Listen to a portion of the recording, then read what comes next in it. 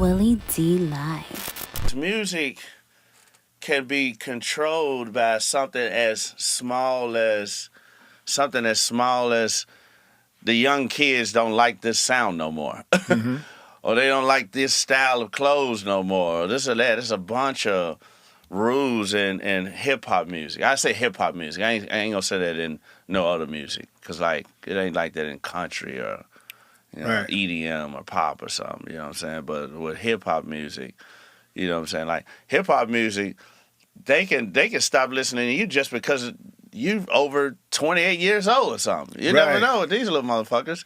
Right. So, you know what I'm saying? But meanwhile, you can have like a group like, what's my boy name? Daft Punk.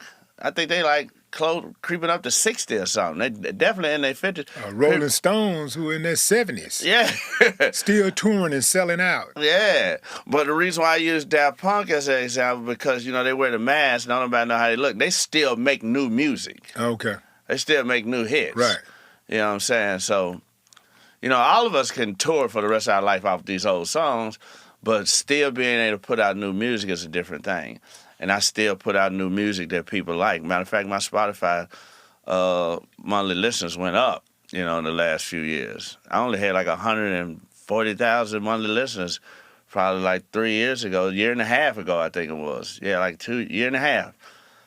And well, probably like 2 years. And now, I float around 3 million monthly listeners. So, so my mind, that's the reason why I can't sleep, because it's always trying to think of a way to improve everything that I do.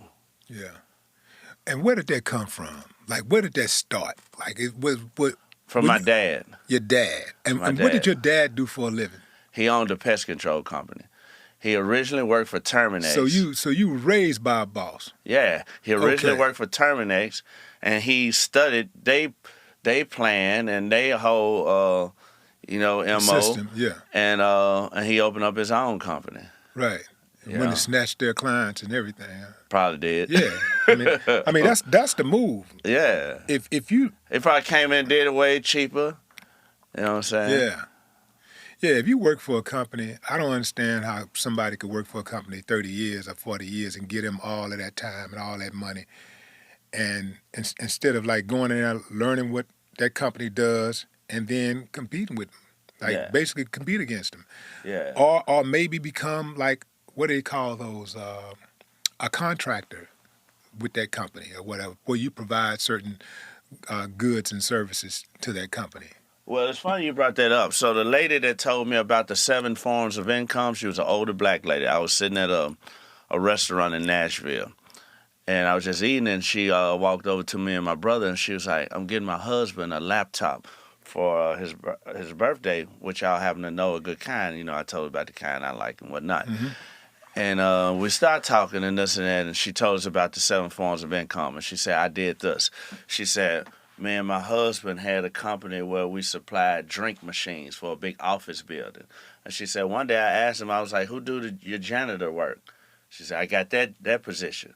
She said, who do the landscaping? She said, then we got that job. Mm-hmm. So she done knocked out 3 just in that one house.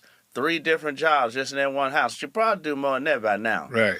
And that was half of the 7 almost that 7 forms of income that she want to have in her life. She knocked out 3 of them just asking that building that she was working with.